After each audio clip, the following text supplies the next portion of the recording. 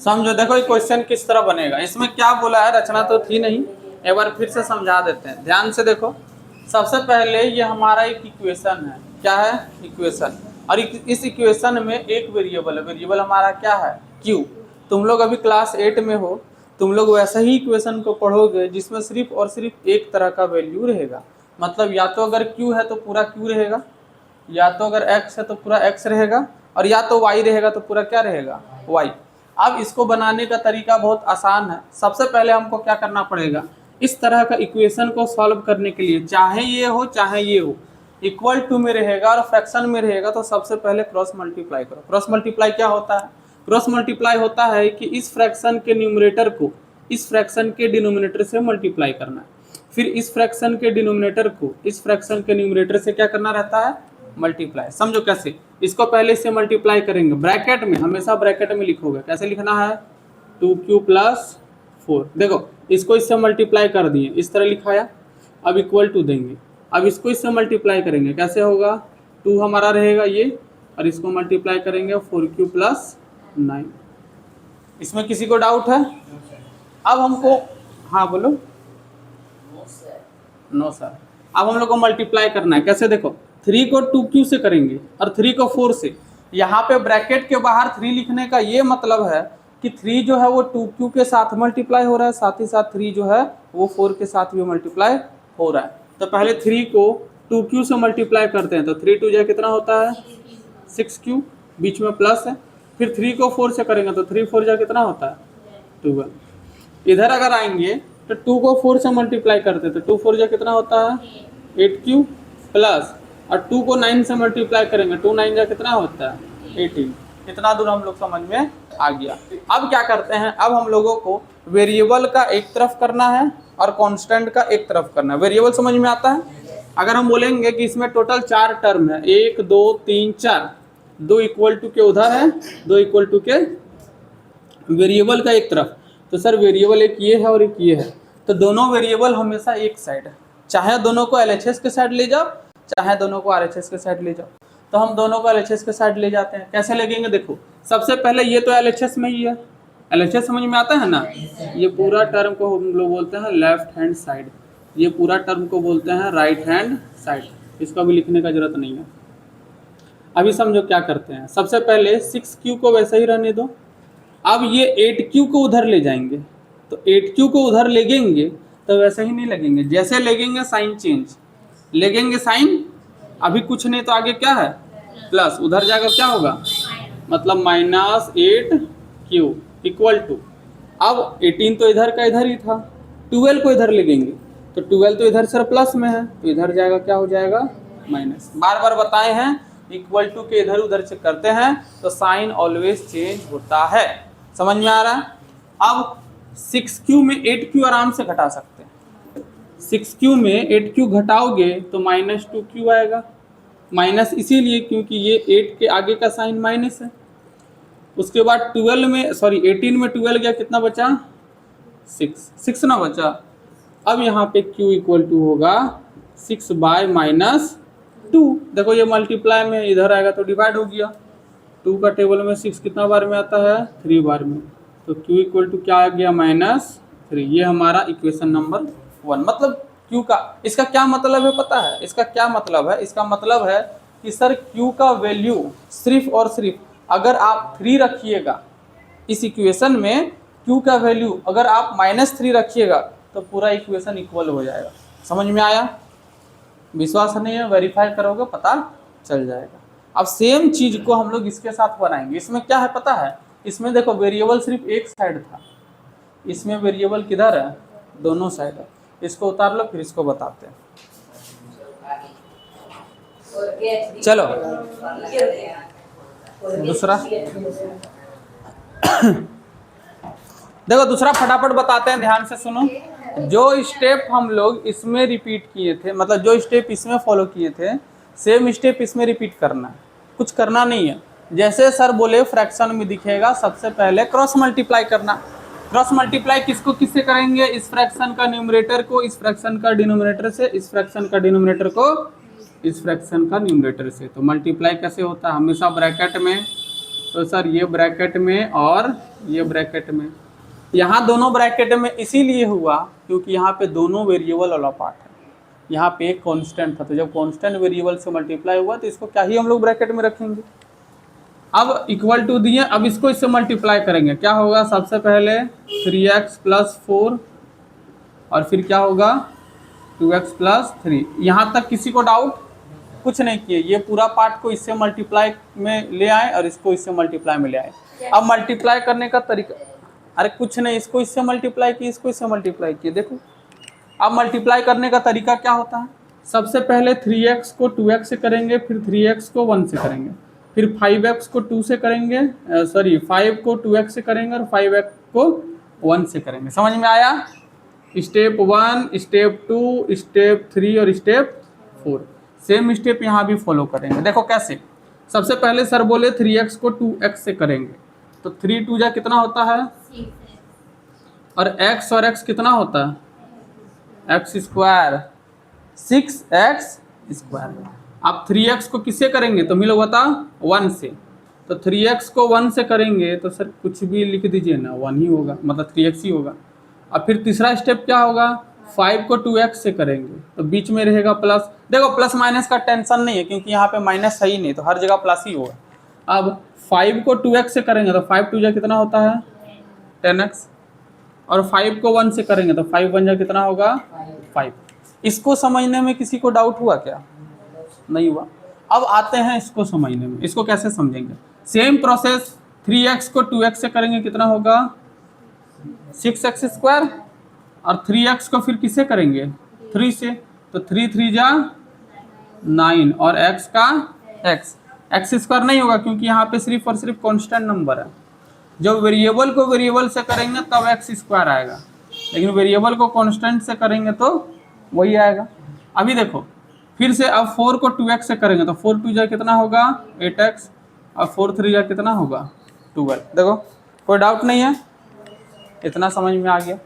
अब ये 6x² को रख दो, देखो ये 3x है, ये 10x है, तो क्योंकि दोनों का वेरिएबल सेम है, देखो x और x, तो दोनों का ऐड कर देंगे, तो 10 और 3 कितना हो जाएगा 13x, प्लस क्या है 5।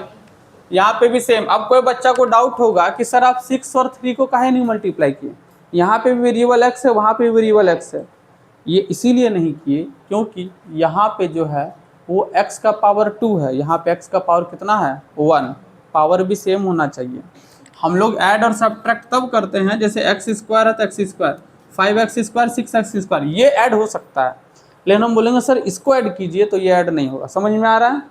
अब समझो, इसको मल्टीप्लाई करो, सॉरी ऐड करो, 6x² है, 9 और 8 कितना होता है बोलो 17x, प्लस क्या होगा 12। फिर से सुन लो, यहाँ पे तो हम बोले थे वेरिएबल एक साइड, कांस्टेंट एक साइड, यहाँ पे भी सेम करना है। अच्छा वेरिएबल क्या क्या है बताओ तो, टोटल कितना 1 2 3 4 5 6, 6 टर्म है। 6 टर्म में 4 टर्म तो वेरिएबल ही है, 1 टर्म 2 टर्म 3 टर्म 4 टर्म, चारों क्या है वेरिएबल। तो सर बोले थे चार जो वेरिएबल है एक साइड, तो चारों वेरिएबल को एक साइड ले जाओ, तो ये हमारा 6x² हुआ और ये 6x। अच्छा एक चीज़ और, एक चीज़ हम दिखाते हैं, देखो ये 6x² है और ये 6x² है, दोनों इक्वल टू के इधर इधर है और दोनों सेम है, वेरिएबल भी सेम, पावर भी सेम, नंबर भी सेम। कुछ करना नहीं, इसको यहीं काट दो, खत्म। x² का बलि चढ़ गया, खत्म हो गया। अब बचा क्या सर 13x, और ये 17x को इधर ले जाएंगे तो माइनस कितना हो जाएगा 17x। इधर क्या बचा सर, इधर 12 - 5। क्यों काटी समझ में आया? Same constant, same variable, variable के पावर क्या सेम। हमको पता बा तुम लोग को नहीं दिख रहा है, उधर जाएगा ही नहीं, क्या ही कर सकते।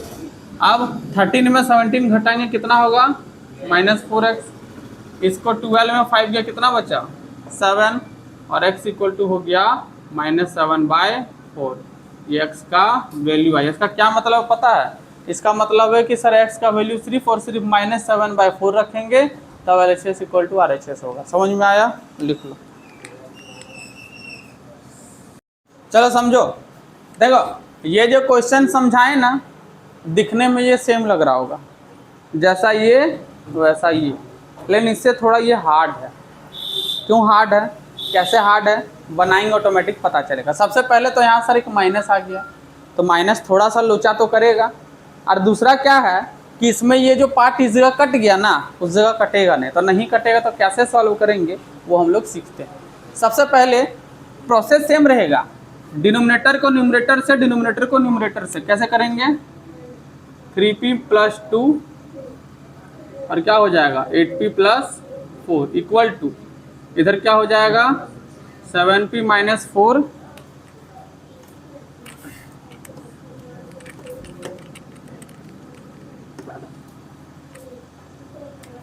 7p - 4 हुआ, और क्या था 5p + 1। यहाँ तक तो किसी को डाउट नहीं होगा। अब फिर से मल्टीप्लाई करो, जैसे मल्टीप्लाई करते हैं, कैसे मल्टीप्लाई करते हैं, 8p को 3p से, सॉरी 3p को 8p से क्या हो जाएगा 24p का स्क्वायर, और 3p को फिर किससे करेंगे 4 से, तो 3 4 जा कितना होगा 12p, और फिर 2 को 8p से करेंगे तो 2 8 जा कितना होता है 16p, और 2 4 जा कितना होता है 8। तुम लोग को मेरे से भी फास्ट बोलना पड़ेगा, बोल लेगा ना। चलो देखते हैं, 7p को 5 से p से मल्टीप्लाई करेंगे 35p², और 7p को 1 से करेंगे तो कितना होगा 7p। अब यहाँ पे आता है माइनस का खेल।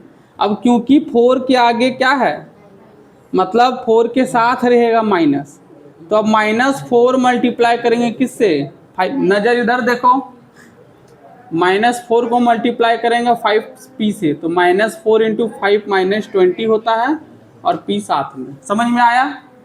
और -4 को 1 से मल्टीप्लाई करेंगे कितना होगा, समझ में आया। इतना ही दूर तक था माइनस का खेला। अब क्या करते हैं समझो, सबसे पहले 24p², 12 और 16 कितना होगा 38p, 28p + 8, इधर क्या होगा 35p²। अभी देखो तो 7p में 20p घटाएंगे कितना आएगा -13p, माइनस कितना आया 4। बाद में मयंक पूछेगा सर ये कैसे आया, तो हम नहीं बताने वाले, सीधा हम पहले भी बता दे रहे। जब बता रहे तो दांत निकल रहा है, जब तुम पूछेगा तो हम भी दांत निकालेंगे, सीधा बता रहे, ध्यान से सुनो। अब अभी जो बताए थे क्वेश्चन, उसमें ये और ये इक्वल था तो कट गया था ना, यहाँ तो इक्वल है नहीं, यहाँ कटने वाला है नहीं। अब क्या करते हैं सो देखो, सबसे पहले 24p² को लिखते हैं 24p², और ये जो 35p² है उसको उधर ले जाएंगे, क्या होगा -35p का स्क्वायर। वेरिएबल एक साइड हो गया, और भी तो वेरिएबल है, वेरिएबल सेम है p ही है, लेकिन पावर जो है वो थोड़ा क्या है अलग है। तो अब क्या करेंगे, ये लिखेंगे 28p, और ये देखो ये -13p है ना, उधर जाएगा क्या होगा +13p इक्वल टू, ये पूरा जो पार्ट है यहाँ से यहाँ तक, ये पूरा किस में पहुँच गया है, क्योंकि टोटल 6 टर्म था 1 2 3 4 5 6, और 6 में 4 टर्म तो वेरिएबल का ही था, तो 4 का 4 टर्म को उधर ले गए। कांस्टेंट टर्म क्या बचा बताओ तो, सर एगो -4 बचा, और इधर से उठ के आ गया -8। अब यहाँ पे क्या करेंगे पता है, अब यहाँ पे करेंगे ऐड और सब्ट्रैक्ट। तुम लोग हमको बताओ कि 24p² में 35p² घटा देंगे कितना आएगा, उल्टा करो ना, 35 में 24 घटा दो। सर 35 में 24 घटाएंगे तो 5 में 4 गया 1, और 3 में 2 गया तो 1 p²। अब क्योंकि 35 के आगे माइनस है तो -11 हो जाएगा। इसको ऐड करो, देखो हमेशा इसको ऐड सब्ट्रैक्ट करेंगे और इसको ऐड सब्ट्रैक्ट करेंगे, क्योंकि दोनों अपना पार्टी ये है और अपना पार्टी ये है। अब 28 और 13 को ऐड करने पर कितना होगा 41p इक्वल टू कितना आया -12। अब क्या करेंगे, यहाँ पे आके तो अब क्या करेंगे, अब क्या कर सकते हैं बताओ इसके आगे? सर हम बताएंगे सर, वो सब दोनों को प्लस कर दीजिए। यही तो गलती करता। ये कैसे प्लस होगा? अभी जस्ट हम यहाँ पे बता रहे थे कि ये पावर 2 है, वेरिएबल सेम है लेकिन अलग अलग पावर है, कभी भी ऐड सब्ट्रैक्ट नहीं होता। तो यहाँ पे क्या लिखेंगे, -11p² प्लस 41p, ये पूरा इधर जाएगा, क्या होगा +12 इक्वल टू क्या होगा 0। बोलेंगे हाँ सर आप बोले थे कि वेरिएबल एक साइड, कांस्टेंट एक साइड, तो फिर कांस्टेंट भी उधर क्यों ले गए? हम बोलेंगे इसीलिए ले गए क्योंकि यहाँ पे हमको एक क्वाड्रेटिक इक्वेशन फॉर्म हो रहा है। क्वाड्रेटिक इक्वेशन सॉल्व करने आता है, फर्स्ट टर्म को लास्ट टर्म से मल्टीप्लाई करके प्राइम फैक्टराइजेशन करके मिडिल टर्म को प्लस माइनस करके लाना था। मिडिल टर्म स्प्लिटिंग का कॉन्सेप्ट यहाँ पे आ गया, जो कि तुम लोगों को सबसे हार्ड लगता है। लेकिन उससे पहले सबसे पहले हम लोगों को ये जो माइनस है इसको भगाना पड़ेगा। तो माइनस कैसे भगेगा? बोलेंगे सर सभी से माइनस कॉमन ले लीजिए। माइनस कॉमन लेने से क्या होगा, 11p² minus 41p minus 12 equal to कहाँ पे? माइनस इंटू माइनस क्या होता है, मतलब अगर प्लस लिखा हुआ है तो 100% 2 बार माइनस को मल्टीप्लाई किया गया है, तो एक माइनस जैसे ही ले लेंगे ये प्लस ऑटोमेटिक माइनस में चेंज हो जाएगा। मतलब सर 11 के आगे अगर माइनस है तो माइनस को हम कॉमन ले लिए, तो जैसे माइनस को कॉमन ले लेंगे ये प्लस का माइनस हो गया, प्लस का माइनस हो गया। बहुत ही ज़्यादा इम्पोर्टेंट कॉन्सेप्ट है, इसको समझ लेना। माइनस कॉमन लेंगे ऑटोमेटिक सब में साइन चेंज हो जाता है। अब क्या करते हैं, ये माइनस गायब हो जाएगा। ये माइनस क्या होगा, मैथ में ऐसा कभी होता है क्या कि कुछ गायब हो जाएगा? हम बोल दिए तुम लोग भी बोल दिए हाँ गायब हो जाएगा। हम बोल दिए माइनस गायब हो गया, तुम लोग भी बोला माइनस गायब हो गया। क्वेश्चन पूछो सर माइनस कहाँ गया, तो माइनस देखो कहाँ गया, समझो। इधर -1 लिखें, 11p² minus 41p minus 12 equal to 0, यही ना लिखें बाबू। अरे माइनस लिखो चाहे -1 लिखो, बात सेम हुआ। अब ये देखो तो ये मल्टीप्लाई में है, इधर जाकर डिवाइड होगा, मतलब 100% ये ऐसा हुआ होगा 0/-1 डिवाइड हो गया। और हम लोग जानते हैं कि 0 तो उसके साथ कोई भी टकरा जाए और सबको 0 बना देता है, तो 0/-1 0 हो गया। 0 जैसे ही लिख दिए 100% यही बात हो गया। तो कोई अगर टीचर बोल देगा कि माइनस गायब हो गया, तो नहीं सर -0 के साथ डिवाइड होके ख़त्म हो गया। अब यहाँ पे आया क्वाड्रेटिक इक्वेशन। 2 मिनट टाइम देते हैं, क्वाड्रेटिक इक्वेशन सॉल्व करो। चलो एक अरसा हो गया, 1 सेंचुरी बीत गया, तुम लोग नहीं बनाया। बनाने का तरीका क्या आता है, इसको थोड़ा साइड में हम ले जाकर पहले समझाते हैं, है ना, क्योंकि ये अलग टॉपिक आता है क्वाड्रेटिक इक्वेशन, जो कि तुम लोगों को पढ़ाए हैं। जो भूल गया है एक बार रिवीजन हो जाएगा। सबसे पहले हम लोगों को फर्स्ट टर्म को लास्ट टर्म से मल्टीप्लाई करना है। किसको किससे करना है, फर्स्ट टर्म को लास्ट टर्म से मल्टीप्लाई। मल्टीप्लाई क्या होगा, 12 इंटू 11, बहुत आसान है। कितना आ जाएगा 132। अब जो भी आया उसका करना है प्राइम फैक्टराइजेशन। प्राइम फैक्टराइजेशन कैसे होता है, 2 का टेबल में 61 आएगा, 61 नहीं आएगा, 66 आएगा, है ना। और 2 का टेबल में 33 बार में, और 11 का टेबल में क्या क्या आया, 2 इंटू 2 इंटू 11 इंटू क्या आया 3। अब इसी से हम लोगों को टोटल 2 नंबर बनाना रहता है। देखो हम जितना भी क्वाड्रेटिक इक्वेशन का क्वेश्चन बताए हैं सब में सेम चीज़ लगाएं। अगर मिडिल टर्म स्प्लिटिंग का बताए होंगे तो सारा प्रोसेस मेरा सेम है, तुम लोग भी यही रिपीट करोगे, कभी गलती नहीं होगा। क्या बताएं, मल्टीप्लाई करो, प्राइम फैक्टराइजेशन निकालो। अब 1 नंबर आया, 1 नंबर तो नहीं आएगा, 2 नंबर आएगा, 3 नंबर आएगा, 4 नंबर आएगा, 5 नंबर आएगा, मतलब नहीं, उससे हम लोगों को बनाना है 2 ही नंबर। और वैसा 2 नंबर जिसको प्लस करने पर या माइनस करने पर बीच का पार्ट जो कि हमारा -41 है वो आएगा। कैसे होगा देखो, सबसे पहले सर 2 को 2 से मल्टीप्लाई कर देते हैं, कितना हो जाएगा, 2 को 2 से मल्टीप्लाई करने पर 4, और 11 को 3 से मल्टीप्लाई कर देते हैं, कितना होगा। अब 4 में 33 जोड़ेंगे तो 41 आएगा, नहीं, घटाने पे भी नहीं आएगा, तो ये केस नहीं ले सकते, ये ख़त्म हो गया। एक बार क्या करते हैं, 11 2 जा 20, इस सब तीनों को मल्टीप्लाई करो, कितना हो जाएगा 11 2 जा 22 और 22 2 जा 44 और यहाँ कितना आया 44 में 3 घटाने पे 41 आ जाता है, आता है ना।